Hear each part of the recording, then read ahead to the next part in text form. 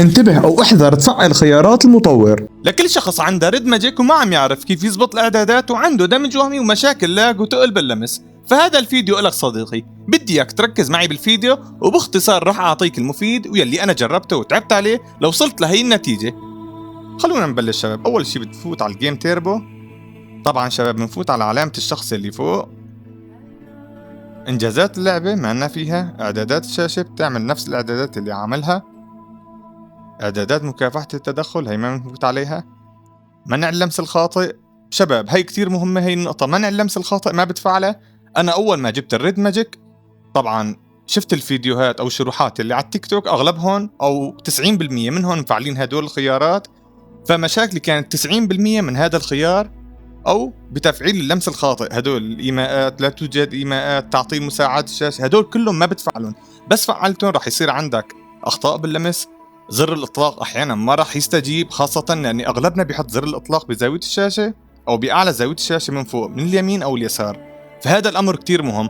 يعني ما بدي اياك ابدا تعمل هاي الاعدادات عشان ما يكون عندك مشاكل، لدرجة انه انا وصلت لمرحلة اني انا كنت بدي ارجع الريد ماجيك او بدي ابدله.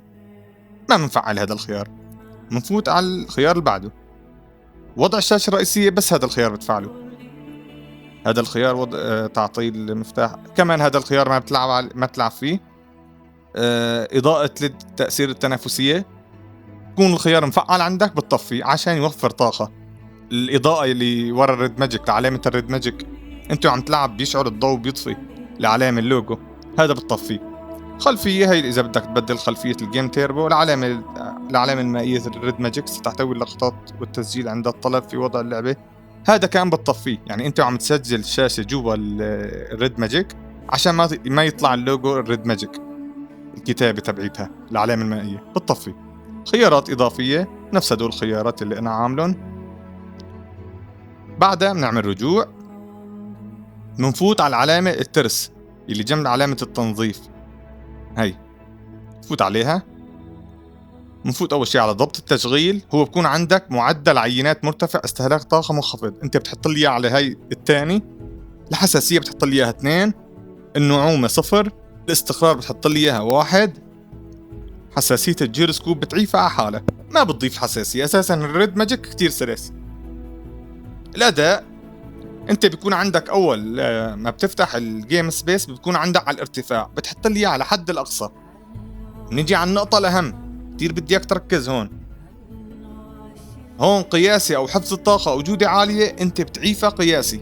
كمان اغلب صناع المحتوى او الناس اللي عم تنزل فيديوهات على التيك توك عم تنزل بدون ما تجرب، اللهم فقط مشاهدات. انا جربت هذا الشي بايدي، يعني انا جربته من صانع محتوى وانا عم صور والعب كمان، بتعيف على قياسي.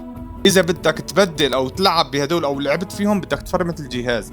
يعني انا الريد ماجيك اول ما اشتريته فرمتها يا 5 يا 6 مرات خلال اسبوعين، من كتر المشاكل ومن كتر ما في تخبيص بالشروحات.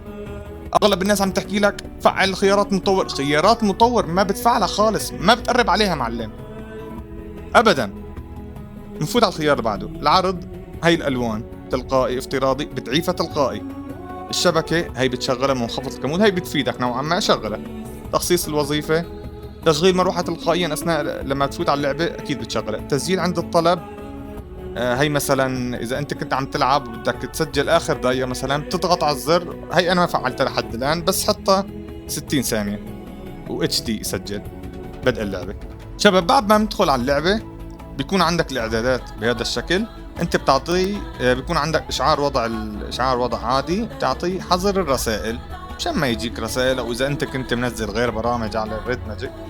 وهذا الحد الاقصى بتعيفه نفس ما هو مثل ما قلنا لكم. وانا ماني مفعل خيارات تانية، زر الجويستيك وتسريع الجويستيك، هي كلها خرافات انا جربتهم بايدي. فصل الشحن، انت اذا عندك ادابتر وفيه مأخذ للسماعة ومأخذ للشاحن لشاحن الريد ماجيك، تعطيه فصل الشحن عشان تحافظ على البطارية. هي ميزة كتير ممتازة وكتير انا عجبتني بالريد ماجيك، يعني هي انا بعتبرها اضافة او اضافتين عن الايفون عن الايباد. الخيار يلي بعده 120، هو بكون عندك انت محطوط تلقائي، انت بتحطه 120، ما بتحطه اكتر من 120 144 بيصير مشاكل احيانا باللمس، كمان بتعيفه 120. في كمان نقطة، معدل تحديث نفوت عليه، ما بتحط لي تلقائي، بتحطه 165 نفس ما انا عامل. بس شباب هي الاعدادات، واوعك ثم اوعك فعل خيارات المطور. خيارات المطور بسبب الفيديوهات الخزعبلية او الفيديوهات فقط للمشاهدات انا فرمتت الجهاز 6 مرات. خيارات المطور بتعمل لك بكسلة بالشاشة، بتعمل لك بكسلة اثناء اللعب، بتخلي الدمج مو مزبوط، بتخلي عندك لاج من منظور الخصم، بشوفك عندك لاج، بتموت احيانا ورا كفر، بس بتشوف الفريمات 122 او 124 او 124 فريم، كمان احيانا بتشوف 123 فريم. طب نحن اللعبة اساسا 120 فريم، كيف عم نشوف 124 فريم؟ فهي كلها خرافات وخزعبلات. ولهون نكون خلصنا الفيديو شباب، خلصنا الشرح. واذا مو عامل لي متابعة اعمل متابعة، ولا تنساني بإعادة نشر، وسلام.